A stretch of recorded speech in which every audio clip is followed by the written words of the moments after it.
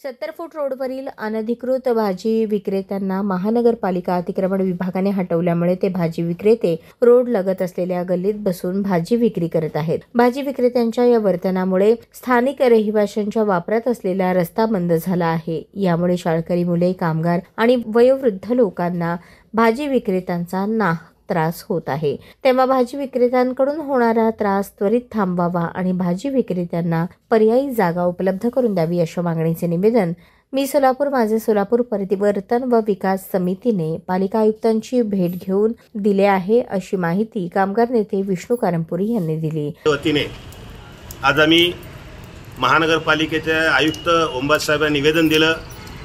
निवेदनाचा विषय आहे 70 फूट रोड झाला मोकळा, आजूबाजूची गल्ली झाली गर्दी। म्हणजे त्या 70 फूट रोड मोकळा करण्यात नादात महापालिकेने जो निर्धार केला त्याप्रमाणे काम करत असताना हे भाजीवाले प्रत्येक जवळजवळ 7-8 त्या ठिकाणी त्याला लागून रस्ता आहेत, पलीकडे मध्ये गल्लीबोळ आहे, त्या गल्लीबोळामध्ये बसून भाजी विकत आहेत। शेजारी पाजार म्हणतात आम्हाला रस्ता अडथळा बाहेर जाता येत नाही, सडा टाकता येत नाही, रांगोळी घालता येत नाही, आम्ही कसं करायचं म्हणतात। ते लोक सगळे मिळून त्यांच्यावर तुटून पडतात।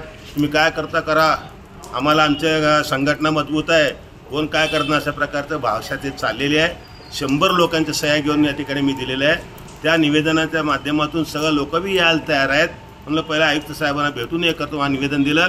आयुक्त साहेबांनी ताबडतोब अतिक्रमण विभागाला फोन करून सांगितलं गल्ली बोळातील अतिक्रमण ताबडतोब हटवा, अशा प्रकारचा त्यांनी आदेश दिलेला आहे। मी आयुक्त साहेबांना धन्यवाद देतो। लवकरात लवकर गल्लीबोळातील 70 फूट रोडची गल्लीबोळाचे अतिक्रमण हटवा भाजीवाल्यांची, अन्यथा तिथं कायदा व सुव्यवस्था प्रश्न सुद्धा निर्माण होण्याची शक्यता नाकारता येत नाही। म्हणून आपल्याला विनंती आहे, ताबडतोब अतिक्रमण हटवा। यावेळी नरसिंग गुंडला, विरेश मादगुंडी, रवी अल्ली, भूपेंद्र शेरला, कांतप्पा बुरकुले, चंद्रकांत कुडकेल, अनिता कुंदाराम, प्रतिभा चव्हाण, पद्मा नलदास, प्रियांका बत्तूर, विजयलक्ष्मी कुरापाटी, रेणुका दासरी अशा अनेक शेकडो स्थानिक नागरिक उपस्थित होते।